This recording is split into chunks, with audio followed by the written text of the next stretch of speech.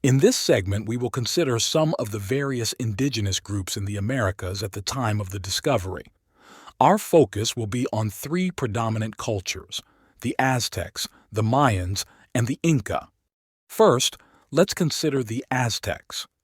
Often we see the Aztec Empire represented on historical maps, such as this one, with the yellow area indicating their domain.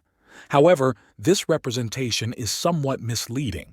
What we call the Aztec Empire was not a geographical area, like we think of the Roman Empire, but an empire of tribute.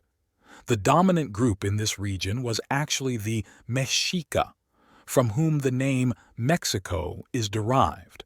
The Mexica were originally outsiders who integrated into a highly civilized area, characterized by nearly 700 city-states akin to those in ancient Greece. Each city-state had its own governance, culture, and pantheon of gods, united by a common language, Nahuatl. This language still thrives in central Mexico today.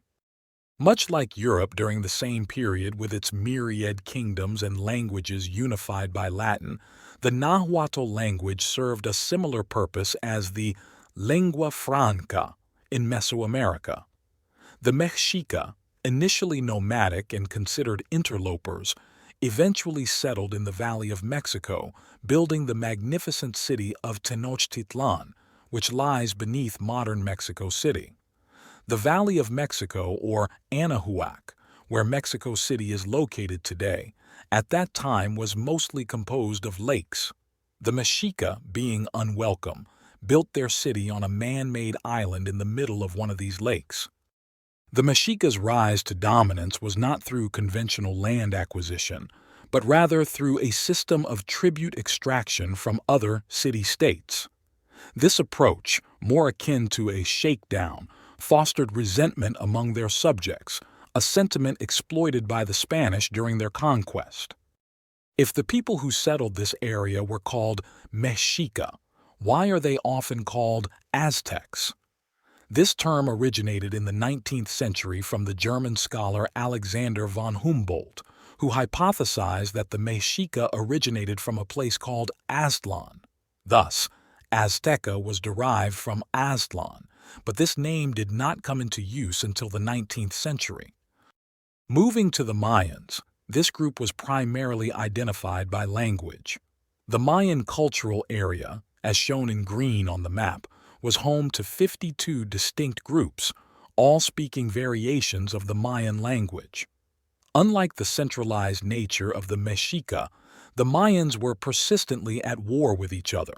When the Spanish arrived, they encountered deserted cities, leading to speculation about whether these urban centers were ceremonial or abandoned due to vulnerability.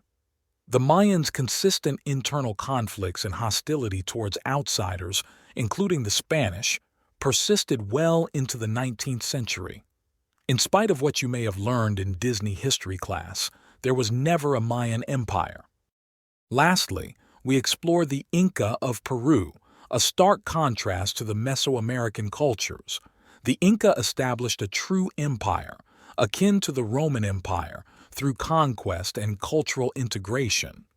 This empire, however, hinged on the authority of the great Inca, exemplified during the Spanish conquest. The Spanish captured the Inca ruler, Atahualpa, and used his authority to control the empire, leading to its swift subjugation. There were many other native groups in the Americas at the time of Columbus's voyages, some civilized, living in cities, and many nomadic tribes. Some of these groups would not encounter Europeans for many decades, but whenever these two groups did meet, tragedy followed. Please proceed to answer the questions in the assignment on Canvas. If you have any questions, you can post them in the open forum discussion or contact the professor using Canvas email.